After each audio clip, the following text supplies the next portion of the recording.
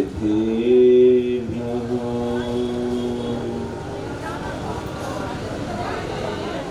ॐ नमः सिद्धेभ्यः।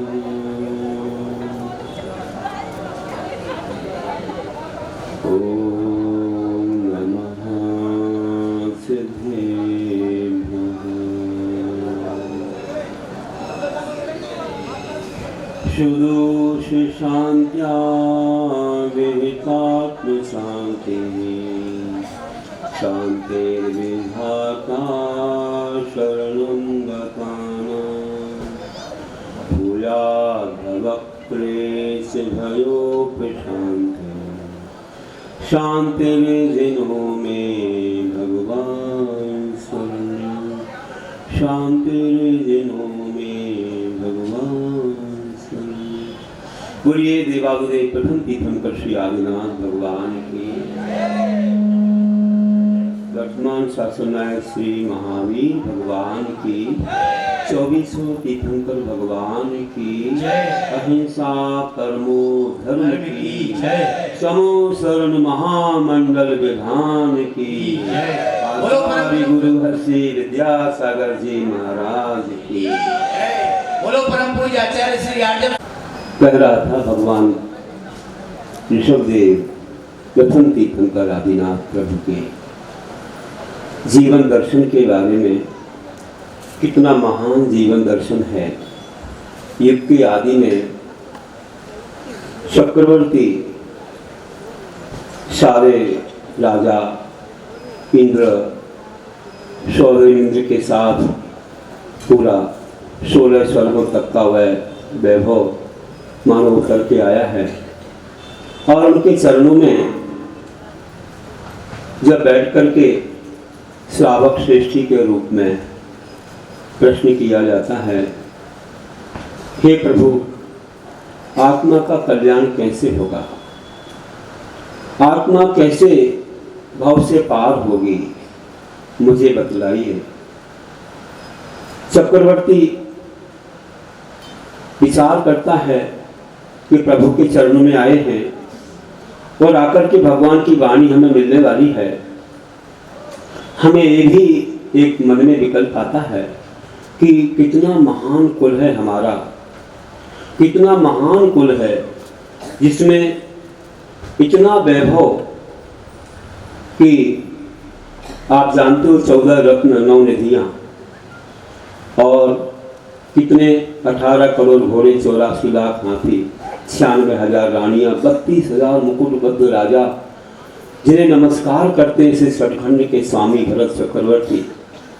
कहते हैं कि मेरे यहाँ चेतन रत्न भी हैं, स्त्री भी एक रत्न है, और कई अचेतन रत्न भी हैं, उनमें एक रत्न पुत्र रत्न भी है। लेकिन मुझे अफसोस है कि हमारे इस परिवार में ऐसे पुत्र जन्मे एक नहीं 923 पुत्र जन्मे।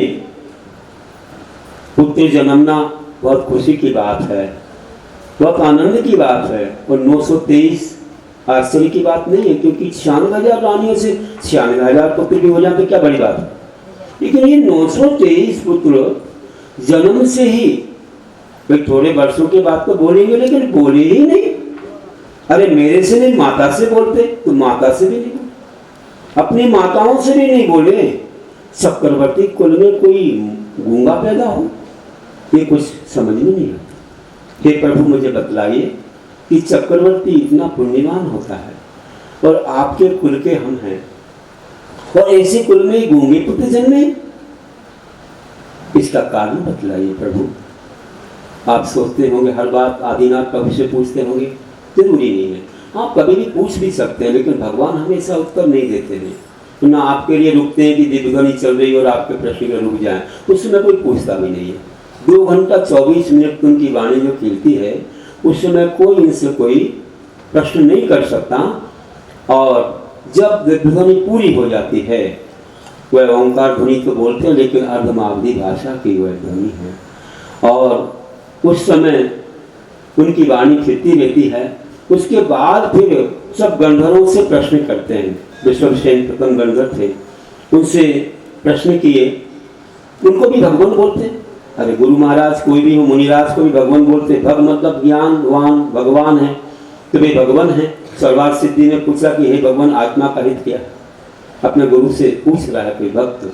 तो भगवान तो कोई भी निर्गुण निराज हो सकते हैं। तो भगवान का मत समझना कि हर समय भगवान से पूछते रहते हैं लोग। और बीच में जैसे हमारे प्रवचन में भी कोई नहीं बोलता है, जैसे भगवान की जब वाणी की तो कौन बोलेगा, कोई नहीं बोलता है। बाद में पूछा होगा और उत्तर गंधर्व परमेश्वर भी दे सकते हैं, समझा सकते हैं। और भगवान की वाणी भी कभी अकाल में भी खिल जाती है, विशेष पुण्यवानों के लिए। ध्यान रखना, ऐसे महान थे, उनके लिए वाणी खिली। और विश्वसेन गंधर्व ने समझाया कि सुनो हे चक्रवर्ती, हे हमारे महान, ऐसे कुल इक्ष्वाकु वंश में जन्मे भव्यात्मन, ये कुल आपका इन्हीं ऋषभदेव का कुल है। आपके कुल में ऐसा कभी हो ही नहीं सकता, वरना होगा। ये पुत्र गूंगे नहीं हैं, आप बड़े वैभवशाली हैं, आप महान पुण्यवान हैं। ये पुत्र ही नहीं, ये तो भावी मुनि हैं, ये भावी मुनि हैं। इनके अंदर क्या क्षमता छुपी है आपको नहीं मालूम है। ये तुमसे नहीं बोले, माँ से नहीं बोले, ये भगवान से बोलेंगे, ये भगवान से बोलेंगे। भगवान की वाणी खिलते ही उन पुत्रों ने सुना। क्या सुना, किस रूप में सुना होगा, हम तो अपने अच्छे शब्दों में कह रहे हैं। क्या सुना होगा? धम्मो बद्धु सहाओ क्षमादि भावो यदस्मि हो धम्मो त्रैणत्रयं च धम्मो जीवानं रक्षणो हि धम्मो। हे भव्य प्राणियों, वस्तु का स्वभाव धर्म है। हर वस्तु का स्वभाव होता है। अग्नि का स्वभाव उष्णता है तो जल का स्वभाव शीतलता है। वैसे आत्मा का स्वभाव शांति और सुख है, ज्ञान दर्शन में लीन होना है। और क्षमादि भावो यदस्मोधम्मो, तुम क्षमा, मार्दव, आर्जव, सौ, सत्य, संयम, त्याग, किंचन और ब्रह्मचर्य, इस धर्म, इन धर्मों का पालन करना ये धर्म है। तो धम्म, सम्यक दर्शन, सम्यक ज्ञान, सम्यक चारित्र, ये रत्नत्रय धर्म है। और जीवानम रक्षणो, जीवों की रक्षा करना परम धर्म है। बल्कि सबसे प्रथम यही है। कौन सा धर्म पहले है बताइए? वस्तु स्वभाव की 10 धर्म की, रत्नत्रय की, जीवों की रक्षा कौन सा पहले है? जीवों की रक्षा पहले। बहुत अच्छा। अगर कोई कहे वस्तु स्वभाव पहले तो कहूँगा बहुत अच्छा। अनेकांत है हमारे यहाँ, लक्ष्य और सीढ़ी। देखो, लक्ष्य पहले बनाया जाता है। लक्ष्य, हमारा लक्ष्य बिंदु, हम आप कोई भी काम करते हैं, ओम नमः सिद्धेभ्य, भैया भी बोलते हैं। जब भी शांति धारा करते तो ओम नमः सिद्धेभ्य, है ना, बोलते नहीं? हर काम हम लोग सुबह उठते ओम नमः सिद्धेभ्य, फिर नमोकार का जाप, प्रवचन होते प्रारंभ होते ओम नमः सिद्धेभ्य, और कोई काम। तो ऐसे नमः सिद्धेभ्य को तीर्थंकर भी बोलते हैं जब दीक्षा धारण करते हैं। ध्यान रखिए, वही हमारा लक्ष्य है कि हमें वहां जाना है। कहाँ जाना है? हमको मोक्ष जाना है, वो हमारा लक्ष्य है। उसे बनाया जाता है पहले। लक्ष्य के बिना कोई कहीं नहीं जाता, एक कदम भी नहीं रखता। आप सोचो थोड़ा कि आप जब अपने घर से निकलते हो तो बिना सोचे निकल जाते हैं कि कुछ सोचते हो कि कहाँ जाना है, कि मंदिर जाना है, विधान देखने जाना है, कि दुकान जाना है, कि ऑफिस जाना है, कि गुना जाना है, कि ललितपुर जाना है, किस दिशा में, ईसागढ़ की आपको मुगावली जाना है कि पिपरई जाना है भैया, कि बहन जी लोगों का आश्रम देखने जाना है। हमें अभी देखने में आया कि कहीं से आए हैं लोग। तो देखो, आपका लक्ष्य बने बिना आप एक कदम भी नहीं रखते। अरे बिस्तर से उतरते ही पहले लक्ष्य बना दो कि जाना कहाँ है, कौन से दरवाजे के पास जाना है। क्यों भैया, सही नहीं बोल रहा? उसके बिना आप एक कदम भी नहीं रखते। तो हर काम लक्ष्य बनाने से होता है, तभी आपके कदम आगे बढ़ते हैं। तो लक्ष्य बनाना आवश्यक है, फिर चलते हैं आप। तो वस्तु स्वभाव धर्म है, ये कहना लक्ष्य की अपेक्षा ठीक है कि हमारा वस्तु स्वभाव कहाँ मिलेगा, वह मोक्ष पाने पर मिलेगा। स्वभाव की प्राप्ति कब होती है? कर्मों के अभाव से। क्या कहते हैं आचार्य पूज्यपाद स्वामी स्टोपदेश में, मंगलाचरण में, यस्य स्वयं स्वभावाप्ति प्रभावे कृष्ण कर्मणा तस्मै संज्ञान रूपाय नमोस्तु परमात्मने। कि जिस आत्मा ने स्वयं अपने पुरुषार्थ से कर्मों के अभाव से स्वभाव की प्राप्ति कर ली है, और कैसे? कृष्ण कर्मणा अभावे स्वभावाप्ति, संपूर्ण कर्मों के अभाव से स्वभाव की प्राप्ति कर ली है। तस्मै संज्ञान रूप है, सम्यक ज्ञान, केवल ज्ञान स्वरूप ही परमात्मा को मेरा नमस्तु, मेरा नमस्कार हो। तो संपूर्ण कर्मों के अभाव से स्वभाव आता है, ऐसे स्वभाव नहीं आता। आप लोग अभी यहाँ बैठे हो, बताओ सब लोग कैसे बैठे हो? भोले बाबा बन के बैठे हो, किसी के चेहरे पर कोई गुस्सा नहीं, टेंशन नहीं, इंटेंशन केवल विधान से जुड़ा है कि जल्दी से जल्दी हमें अर्घ चढ़वाएं, स्वाहा स्वाहा बोलें और भगवान के गुण गाएं और पुण्य से भर जाएं। सबका इंटेंशन जुड़ा है अर्घ भक्ति भावना, अर्घ आचार्य भविष्य प्रवचन भक्ति भावना से। इतनी सुंदर देखो यहाँ पंच परमेश्वरी की भक्ति और पूजा करवाते हैं, आपका दिल प्रसन्न होता है, रोम रोम पुलकित होते हैं। ऐसा महान हो व्रतियों के द्वारा कराया जाए, प्रतिमाधारियों के द्वारा कराया जाए तो और भी ज्यादा। हमारे गुरु महाराज की परंपरा वाले तो बिल्कुल शुद्ध परंपरा वाले रहते हैं। तो भैया लोगों को तो कोई देख ले शुद्ध शुद्ध वाला पास में आ रहा है तो उनको दिल कप जाता है। क्यों कप जाता है? क्योंकि भैया बाहरी शुद्धि अंतरंग शुद्धि को बढ़ाती है, समझे ना?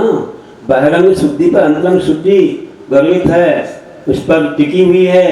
हमने एक बार ये प्रवचन कहाँ दिया, एक बार मुझको बेंगलोर में 2 पेटे ले गए मंदिर में, बहुत निवेदन करके।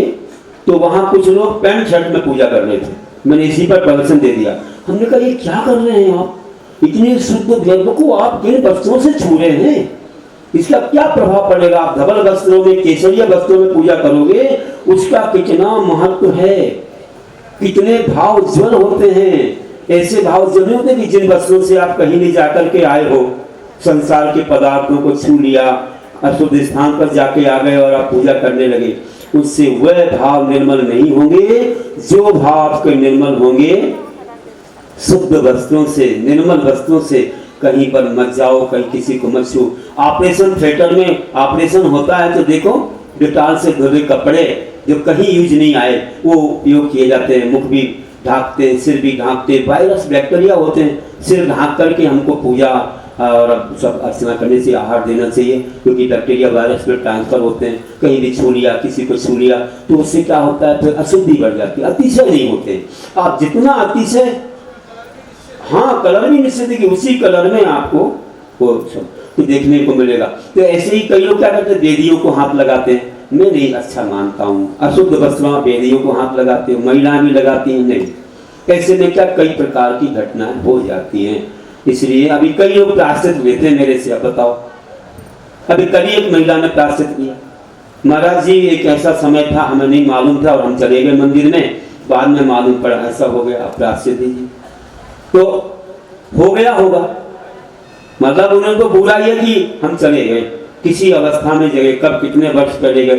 कहने का देखो अपन लोगों को बहुत सावधान रहना है, ऐसा नहीं करना कि अपन कभी वेदी छुओ, कभी ये छुओ वो छुओ, तो उतना बड़ा प्रायश्चित भी करना पड़ेगा। इसलिए लोग जब बोलते हैं तो मुझे अच्छा लगता है, बुरा कभी नहीं लगता है। इतना ही बोलता हूँ कि भैया अपनी अपनी सीमा में सब रहो और सबको लाभ भी मिल जाए और अपने धर्म की, अपनी शुद्धि की हानि भी ना हो। अब छोटी छोटी बात हम बोलते रहें, इनको तो शोभा देता है, हम किसी के मंडल वाले, हमको बड़ी बड़ी बात कहना शोभा देता है, हम इनको समझाते हैं, आपको समझाते हैं, तो बहुत अच्छी बात है।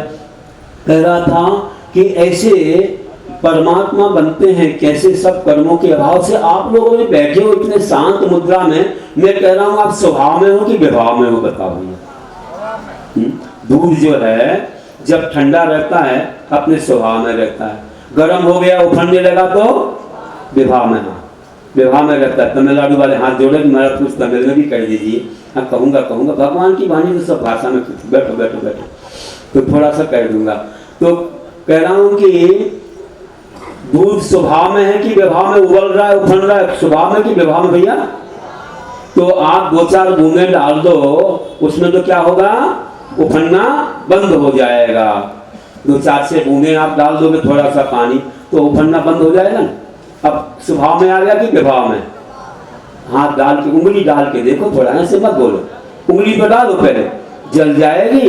लगता है स्वभाव में आ गए, लेकिन अभी स्वभाव में नहीं, अभी वो विवाह में ऊपर से लग रहा है। आप लोग भी यहाँ बैठे हो, अभी तुम्हारा कोई मोबाइल पकड़ने लग जाए, बैग पकड़ने लग जाए, अभी बैग तो कहीं लाए नहीं हो, और कोई कपड़ा पकड़ने लग जाए, तुम्हारे हाथ पकड़ने लगे, तो क्या होगा?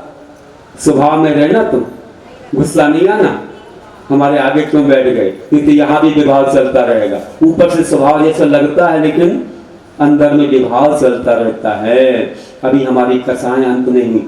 संपूर्ण कर्मों के अभाव से ही स्वभाव की प्राप्ति होती है। तुम ये मत जानो कि बस आ गया स्वभाव, ऐसे स्वभाव नहीं आता है। तो स्वभाव कब आएगा? जब दूध को उठा के एक तरफ रख दोगे या तो अग्नि को निकाल दोगे, अपने आप स्वभाव में आ जाएगा। क्योंकि स्वभाव त्रैकालिक होता है और विभाव तात्कालिक होता है। क्यों ऐसा? क्योंकि विभाव तो किसी निमित्त से आया है, तो निमित्त को हटा दिया, अब स्वभाव में आएगा। और स्वभाव कहीं से डालना पड़ेगा, एक आध चम्मच शक्कर जैसा? नहीं नहीं नहीं नहीं, वो तो था, छुप गया था तो लगा रहे, छुप गया तो था, लेकिन छुप गया, बाहर नहीं गया, वही था, लेकिन किसी संयोग से छुप गया था। कैसे? हमारा स्वभाव कर्मों के संयोग से छुपा हुआ है। अब कर्मों को अलग कर दो। मैंने कहा था मूर्ति बनाई नहीं जाती, मूर्ति प्रकट होती है। वो तो शिल्पी स्वयं देखता है कि मूर्ति इसमें है, अनावश्यक को हटा देता है, मूर्ति प्रकट हो जाती। तुम्हारे अंदर भी वह सामर्थ्य है, तुम भव्य हो, तुम्हें मुक्ति पाने की सामर्थ्य है। पुरुषार्थ करोगे तो जैसे दूध से घी निकलता है, वैसे ही तुम्हारे अंदर में शक्ति रूप से जो बैठा हुआ है वह स्वभाव वो प्रकट हो जाएगा। तुम्हें पुरुषार्थ करने की जरूरत है। तो बंधुओं, भगवान ने कहा कि स्वभाव की प्राप्ति होती है, तो कैसे होती है? संपूर्ण कर्मों के अभाव से होती है। और उसके लिए हमें क्या करना पड़ेगा? पहली सीढ़ी चढ़ना पड़ेगी। कौन सी? जीवाणम रखनो धम्मो। जब तक तुम अहिंसा नहीं पालोगे, जब तक सप्त व्यसनों का त्याग नहीं करोगे, जीवा चोरी शिकार मांस शराब फर्शी सेवन वेश्यागमन, इनका त्याग नहीं करोगे, रात्रि भोजन नहीं छोड़ोगे जिसमें हिंसा होती है, अनसना पानी नहीं छोड़ोगे जिसमें हिंसा होती है, एक बूंद पानी में 36,450 जीव सामान्य महापुरुष को, इलेक्ट्रॉनिक से 5 लाख कोई बोल रहा है। अब जैन दर्शन से असंख्यात जीव होते हैं, और एक गिलास में कितने होंगे? गटगट पी जाते हो, सब अंदर स्वाहा हो जाते हैं। क्यों मरघट बनाते हो अपने मुख के लिए? रात्रि में कितने जीव उत्पन्न होते हैं आपको मालूम है? आज का विज्ञान भी बोल रहा है, सूर्य प्रकाश के अभाव में कितने जीव। 72 मिनट पहले शाम को भोजन लेने को बोला, और सुबह 72 मिनट बाद 3 घटिका प्रमाण, जब समय हो जाए तो आहार करना, और शाम को 3 घटिका पहले आहार छोड़ देना। ये प्रमाण हमारे शास्त्रों का है, इसलिए ध्यान रखना। 72 मिनट पहले आहार छोड़ देना चाहिए। हिंसा होती है, जीव रहते हैं, जीव उत्पन्न हो जाते हैं, भोजन में गिरते। महाभारत तक में लिखा है कि जो रात्रि भोजन करता है, रात में पानी पीता है, उसको रात्रि क्या, उसको मांस खाने का, खून पीने जैसा दोष लगता है। हमारे शास्त्रों में लिखा ही, वहां भी लिखा है। आप स्वाहा स्वाहा यहाँ तो कर रहे हो, यहाँ से जाने के बाद सब फिर अंदर स्वाहा स्वाहा करोगे, क्या मतलब है? सारे पुण्य को धो डालते हो। शिक्षा ले लो कि हमें क्या करना है। मुख्यमंत्री करवाते थे क्षमा मानी पर सबका भोजन है, और लोग पहुंचते, कोई रात में पहुंचता, बोले हमें चलता है। अरे तुमको दिन में करवा रहा है कि तुम जैनी हो, तो तुम बोले हमको चलता है। ऐसी अप्रभावना करने से क्या मतलब है? तो आप लोगों को जानना चाहिए कि हमें कितना, हमने कहा था श्रावकों की तपस्या है, जिसमें मुनियों की तपस्या में तो 12 तप है। तुम्हारे लिए कौन से तप है? परमनंदी पंचमी सतिका में क्या बोला? परवस्त यथा शक्ति भुक्ति त्यागादकं तपः पश्च पूर्तम प्रवेशोयम रात्रि भोजन वर्जनम। ध्यान से सुना आपने क्या बोला? परमनंदी आचार्य क्या बोलते हैं कि परवस्त यथा शक्ति, पर यथाशक्ति भुक्ति त्यागादिकं तपः, भुक्ति त्याग ना एक आसन उपवास रस परित्याग आदि करना तप है। और वस्त्र पूतम पिबेत तोयम, वस्त्र से सना हुआ जल पीना। एक और इसके बाद रात्रि भोजन वर्जनम, रात में भोजन नहीं करना। ये किसके तप हैं? सावकों के तपों के वर्णन में आया है। परवस्त ऐसा शक्ति भुक्ति त्यागादकम तपः वस्त्र पूतम पिबेत तोयम रात्रि भोजन वर्जनम। ये किसके तप है? सावकों के। अगर आप नहीं करोगे तो फिर कैसे काम चलेगा? यहीं से अहिंसा पहली सीढ़ी, अहिंसा परमो धर्म बोलते हो, दया धर्म का मूल है, फाउंडेशन है, यही जड़ है। मूल के बिना सूल नहीं है, वृक्ष की जड़ नहीं तो कुछ नहीं है। इसलिए ध्यान रखना, अहिंसा पहले है, इसी पर सारा महल टिका हुआ है।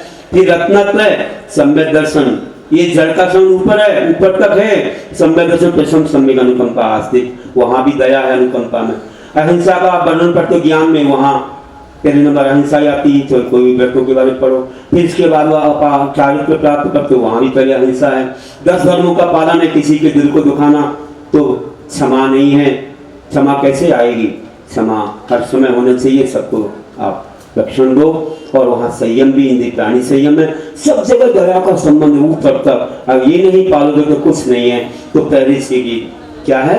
जीवों की रक्षा, फिर रत्नत्व, 10 धर्म और वस्तु स्वभाव को तब पाओगे जब आप इस तरह से आगे बढ़ जाओगे। प्रभु ने बताया इसको सुन करके, और उन्होंने कहा कि रत्नत्व में 28 मूल गुण क्या होते हैं, कैसे 36 मूल गुण होते हैं, 12 तप क्या होते हैं, सारा वर्णन उन्होंने किया विधिवत। जो अपन चातुर्मास में सुनते आ रहे हैं, उसको सुन करके वे 923 पुत्र उठ के खड़े हो गए। और जो खड़े हुए, वाह धन्य हो। लोग बोले ये क्या हो गया इनको? एकदम खड़े होकर हाथ जोड़ के बोले, हे प्रभु आप धन्य हो, आप महान हो। मुझे कितने भवों के बाद क्या, अनंत काल से हम निगोद में भटक रहे थे। उन्हें जाति स्मरण हो गए, निगोद में भटकते रहे। एक भी बार मैंने मनुष्य पर्याय को नहीं पाया। और हम निगोद में भटकते भटकते अनंत काल से वहां से निकल करके आए हैं। हमें मालूम है कि एक श्वास में 18 बार जन्म मरण का दुख क्या होता है, कितना दुख होता है। जो आलू प्याज में आप देख कितने जीव होते हैं, मालूम है? एक सुई के नोक के बराबर भाग में अगर वो धर्मर के बराबर हो जाए तो लोक में नहीं बनेंगे। इसे कुंद बोलते हैं, ये जीव तुमने ऐसी चीज खा के फिर निगोद के दुख से 2000 सागर के बाद, नियम से अधिक 2000 सागरों के बाद सबको निगोद में जाना ही पड़ता है।